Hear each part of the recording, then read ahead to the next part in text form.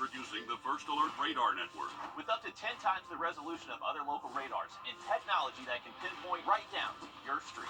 First just got faster. It's time to play America's favorite jackpot game. This is Powerball. Good evening, America. I'm Laura Johnson. Tonight we have another life-changing jackpot for you. It's worth an estimated $111.5 million. So get those tickets out. Let's play. That first number up is 63. Followed by the number 55. Tonight we're going to meet the Powerball 14, who won $50,000 playing Powerball. Now for the rest of those numbers, we've got 34, 37, rounding it out with 14. Your Powerball number tonight, good luck everyone, is 20, and your Power Play multiplier is 2. Let's take a look at those numbers one last time. Remember, there are multiple ways to win. We'll see you back here Monday night. Good night, everyone.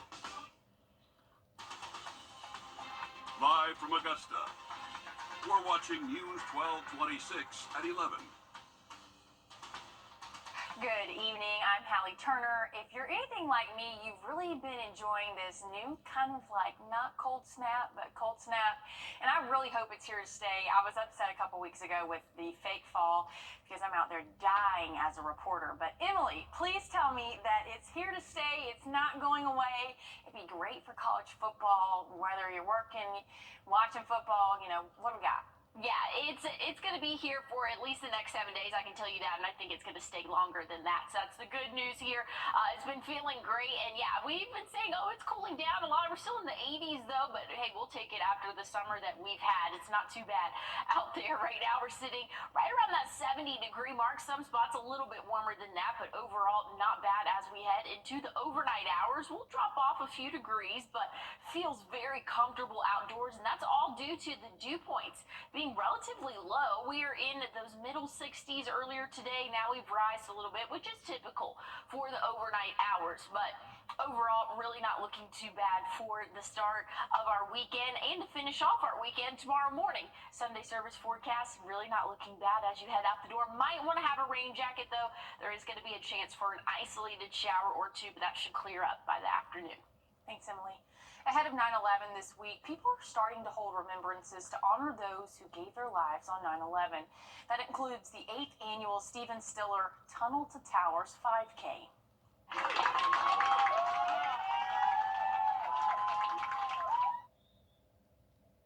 Held around the country. The 5K is in honor of a fallen firefighter, Stephen Stiller, who ran 3 miles to the Twin Towers carrying 60 pounds of gear after hearing about the first plane crash. He was off duty that day when he ran to help.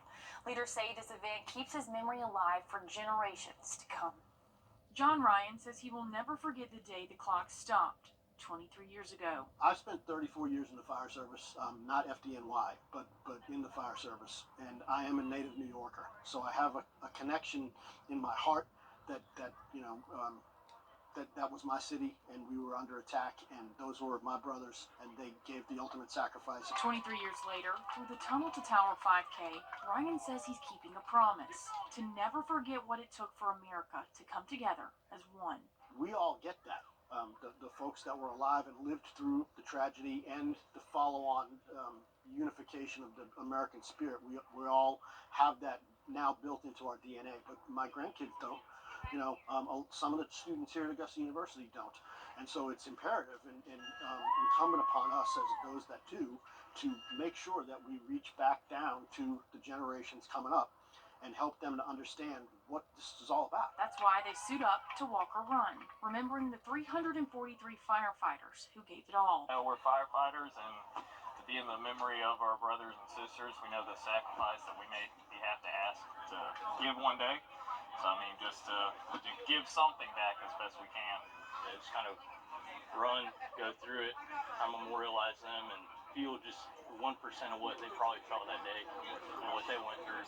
And to continue the mission, to teach the next generation all about the day the entire world changed. What happened that day was a tragedy unlike any other. And the people that died, that gave their lives, not only the 343, but the police officers, just the people in the towers and the planes, and then everyone stepped up. I think everyone needs to remember what that was like. I was super young when 9/11 happened. My mom, to this day, tells stories of running to pick up my sister and I from daycare as my family sat around their TV in disbelief of what was happening to our country. A thank you will never be enough to the men and women who gave it all to save so many. And we know so many of you love to give back and honor our heroes. So if you missed out on this event today, don't worry. There'll be many more events going on later this week, and we'll have a list for you updated on our website at wrdw.com.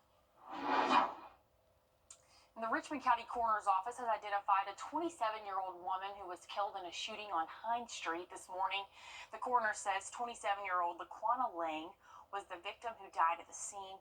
Authorities did say investigators have detained a suspect in connection to the case, but they have not released the name to us. But the Richmond County Sheriff's Office is still looking for this suspect wanted for murder in connection to the shooting death of Lang. Deputies say it's 26-year-old Devontae Parks. He is considered to be armed and dangerous. He's known to frequent the Allens and Jennings home neighborhoods. And the South Carolina Highway Patrol has released new information on a deadly traffic crash involving a car and a tractor in Edgefield County yesterday. The coroner identified 29-year-old Eduardo Ortega of Rich Springs as the driver. Newly released information says that the driver and passenger in the Cadillac SUV were taken to the hospital from the accident on Highway 191. Officials say the accident happened when the SUV hit the tractor as the tractor was turning. And 5 people have died in multiple Orangeburg County crashes today. The South Carolina Highway Patrol says a Freightliner truck collided with an ATV on Highway 601 about 5 miles north of Orangeburg. The driver of the truck was not injured, but the driver and passenger of the ATV, who were both juveniles, died at the scene of the crash. Separately, 2 people died in a head-on collision between a van and a car on Interstate 26 near Bowman.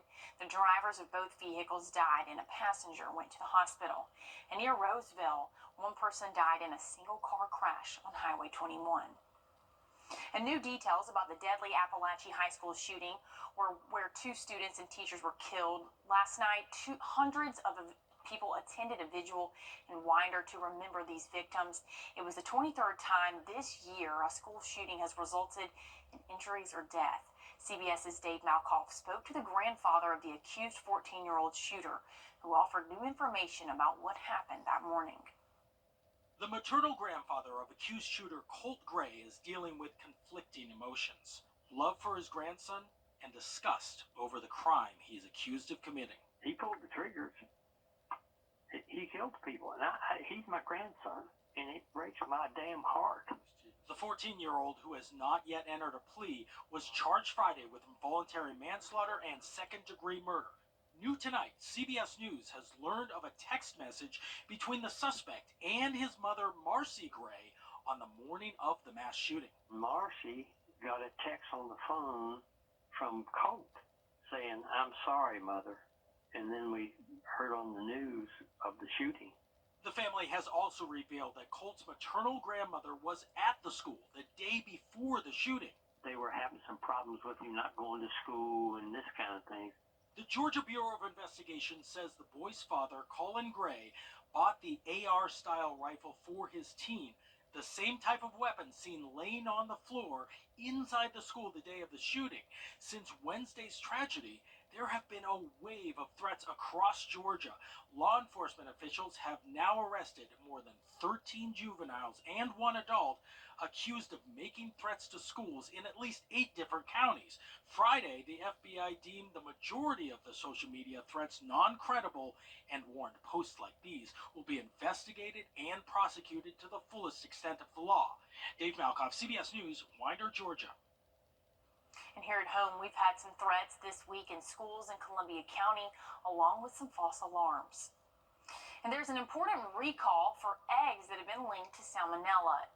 The CDC says 65 people in 9 states have fallen ill from the same strand of salmonella, and 24 were hospitalized. No deaths have been reported, but 42 people in Wisconsin have gotten sick in particular, though the FDA says they went other places. The eggs are labeled either Milo's Poultry Farm or Tony's Fresh Market, with all types, sizes, and expiration dates included in the recall. And September is Polycystic Ovarian Syndrome Awareness Month, and today the PCOS Challenge brought awareness and information to women in Grovetown. Today was part of an international tour, which started in Grovetown and has its next step in Orlando, Florida. The PCOS Challenge says polycystic ovarian syndrome is a common hormonal disorder that affects 1 in 10 women, and that it remains one of the most underdiagnosed, underfunded, and misunderstood conditions impacting the health and quality of life of millions of women worldwide. I think it's important because we don't have a support group for this area. I know many women that do have PCOS. I feel like we need support, and so that's the reason why I think it's important. PCOS Challenge holds events at different times in the year looking to bring awareness and advocacy to women, doctors, and legislative officials. To find other events this month, you can go to PCOSchallenge.org. And over in West Augusta was Food Truck Saturday.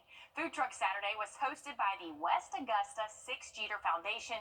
The foundation is looking to support West Augusta and Columbia County from spanning all the way from businesses big and small. But it's with the goal of getting everyone excited about where they live. This location is our home, where we live. We influence where we live. Since we're in the middle of South Augusta and Columbia County, we just found that it was a good way to bring the community together and establish camaraderie in the middle. Now, she says they will be here throughout the fall and hope to be out sometime in the winter. You can find the food trucks on the first Saturday of each month. Started off a little rocky this morning, but great conditions for our afternoon. We're going to have a copy and paste forecast for your Sunday. Cooling down for the work week. I'll tell you more about it after the break.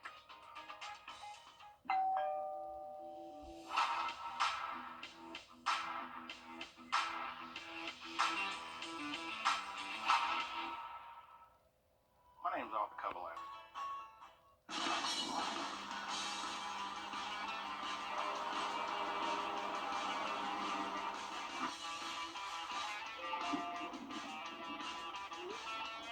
Storms are coming in.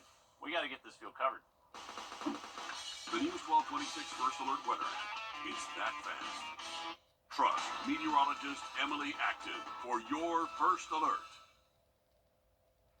All right, Emily, some may say it felt a little bit warmer outside. I think it felt great. The only thing I'm waiting for right now are the leaves to change colors. So what do we got coming up this week? Yeah, we might have to wait a little bit longer. We reach peak fall foliage in the middle and end of November. So we got a little bit of time for that. But I hear you. It felt pretty great today outdoors. I know, Hallie. We'll just have to wait a little bit longer. But hey, right now we're sitting at 69. Feels like 69. Those winds are calm. Dew points in the upper 60s as well. So feeling a little bit humid out there, but that was a different story today. We were in the lower 60s, so it felt great outdoors. If you had time to spend outside, we reached around 85 for the average high. Dry conditions expected to stay dry for the most part overnight tonight. There could be an isolated shower when you wake up tomorrow morning, but overall we're really looking to be mostly dry. Here's 6 a.m. and again, not all this is even going to make it to the ground. If it does form in terms of rainfall, should be good throughout the day tomorrow. We'll warm up into those lower to middle 80s for the high. Still going to see sunshine, so it's going to be pretty similar to what we saw today. I'm not anticipating any showers in the evening, but if we do, again, most of that rainfall won't be making it to the ground. So that's some good news there. We're going to be dry for the rest of our Sunday and even into Monday as well. Looking like dry conditions are going to continue for the start of our work week. We'll warm up into those middle 80s again for your Monday, but that's still well below average for this time of year. Not expecting a lot of rain for the next 7 days, anywhere from half an inch to an inch of rainfall for the next 7 days. Once we get a little bit towards the end of the week, that's when we can expect to see some rain. I'll talk about that in just a second. But in terms of drought monitor, we could probably use a little bit of rain here or there. We're really not seeing any extreme drought or severe or even really moderate. We're just seeing abnormally dry conditions for a portion of the CSRA. So not too bad. Debbie really kind of got us bounced back into a good range for us going into these fall months. So something else I want to point out, speaking of Debbie, This is not another system just yet, but there's some development possibility, about 50% chance of development here in the Gulf of Mexico. And if this does form into a system, it's going to be a rainmaker to us here in the CSRA. So not too bad of news for us. And then here's a couple of other storms that have about a 30-40% chance of development here. Those are in the middle of the Atlantic. That would be a 2-week from now problem. So not really concerned about those. The one in the Gulf of Mexico, again, has the potential to strengthen and organize, and that could bring some rainfall to our area Thursday, Friday, and possibly even Saturday. So that's where that rain chance is coming from. It's very fluid forecast this week. It's really going to depend, the rain chances are really going to depend on that tropical system that we are keeping a close eye on. But hey, overnight low. Not too bad. I'm here for it. And as we head to break, here's a live look at Chicago, courtesy of EarthCam, and your winning lottery numbers.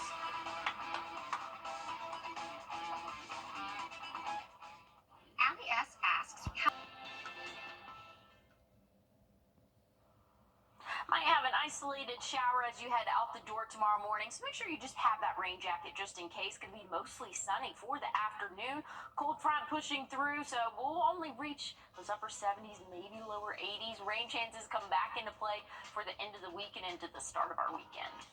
More news, weather, and sports continues right here tomorrow on News 12. Thanks for joining us, and we'll see you soon.